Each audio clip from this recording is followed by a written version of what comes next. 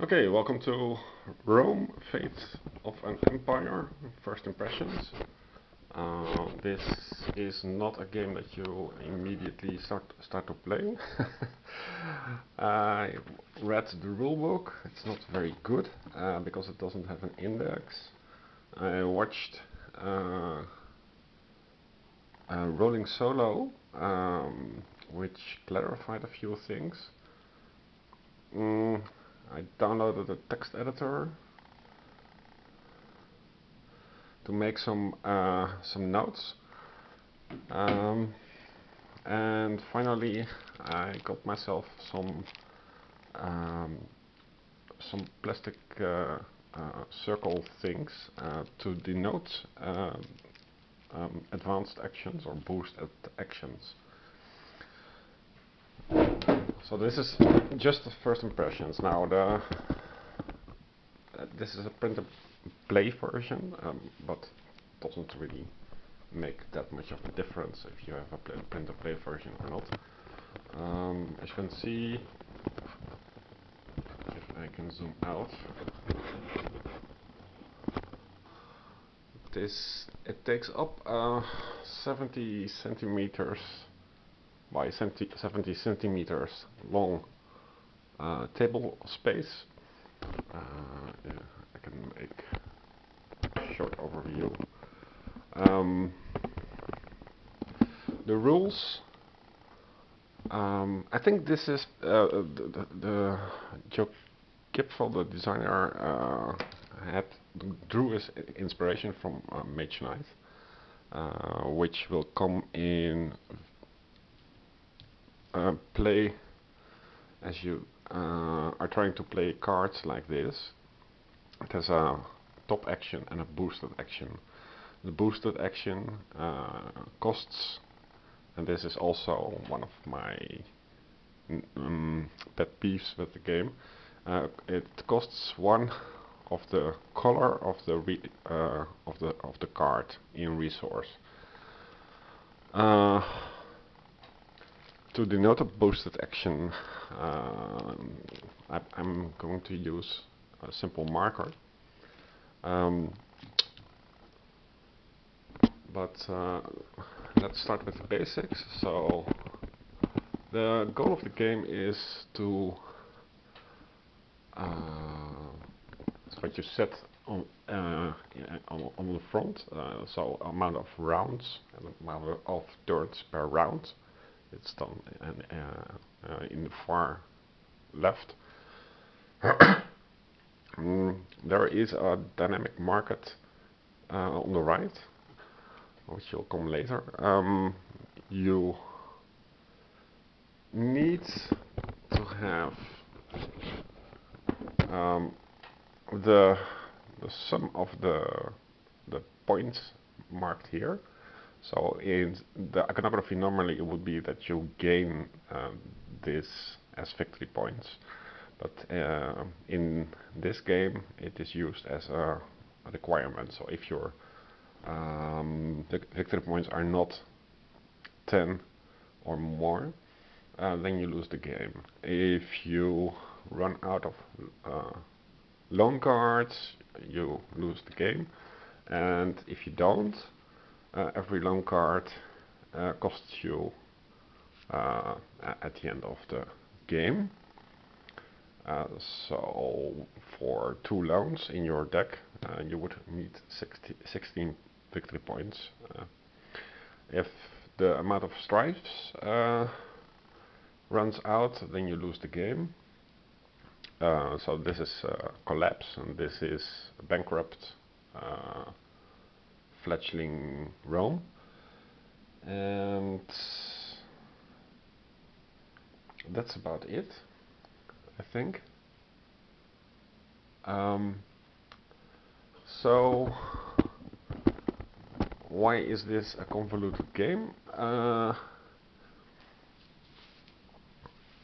For everything that you have to do, you need to play cards.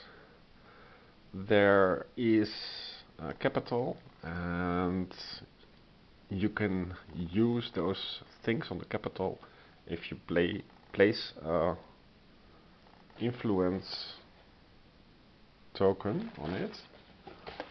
And the influence tokens are limited, so this guy, Hadrian, has only 3 of these influence things, and the reason is that he starts with wisdom 0, which gives him 3, and you start with 7 gold in easy mode, and the rest is 0. The resources are industry, stone, grapes and water. But for example, if you want to buy a card from the market on top, it has this symbol, and these symbols are not tracked. So what this means is that you have to have, and that's not explained in the rules very well, but I think what it means is that you need 5 stability. No, not stability. Stability is this icon. 5.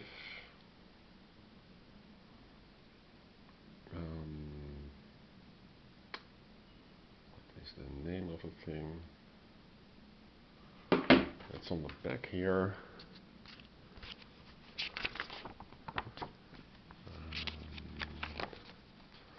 So this icon reference, when you print it, I think you should take it out. It's industry. So how do you gain this industry then? Well, the only way I think I can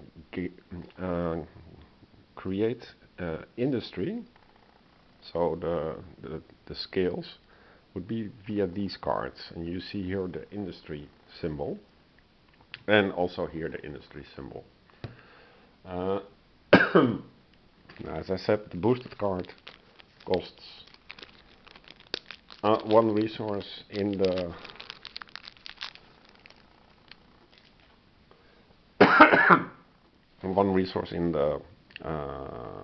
in the stated color. So it would cost a stone. I don't have a stone, but gold can be transferred into any other resource, so it would cost 1 gold effectively. And buying this card from this position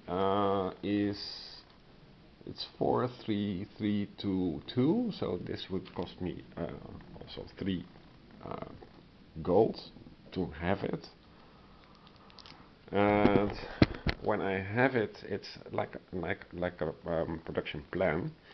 It goes into projects or into the top of my draw deck. So this is the draw deck that I drew these cards from, and it goes on the top of it. So the next turn I better make sure. So I cannot build it immediately unless I place it here, and in the same turn I can build it. But to build it, you need to move, because you're not allowed to build on top of the capital. You are allowed to add an influence, but you are but you're not allowed to build on top of the capital. But you can build on top of a territory. So how do you move? Well,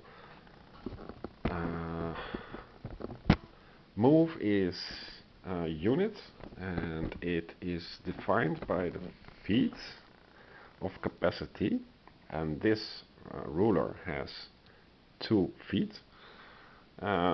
So out of these movement tokens, like these, you place the thing to signify that you are using this card or any other card from its movement. So that's one use. Another use is to use it for the basic action for free, Uh, the the other one is to use it for the boosted action, but you can only make one use of it, of course. And the last is to place it face down and gains you any resource that you wanted. So this goes back here, and you can also, of course, use more of these tokens. I think that's not entirely clear. So, for example, the game comes with more of these units, and it may be that you can use multiple cards, but yeah. So for now it is 2. So everything, yeah, and so these are, of course, territories with enemies on top, and I chose the edict, the Roman wall, to build the Roman wall, and that is to build development cards on top of the bottom row, and that's, I think, complicated enough. So first I'm going to select a card. This by the way is a card that only Hadrian gets, and Hadrian does not have cards with an X on them.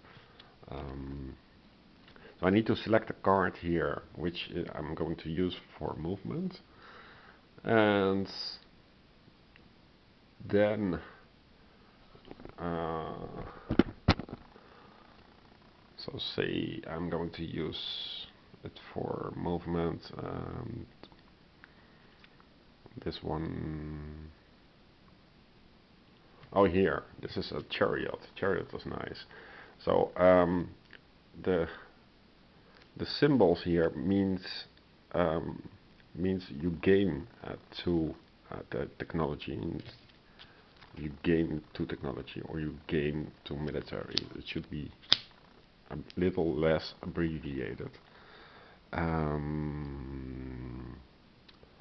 Okay, so say I'm going to use this for movement, and I place this on top.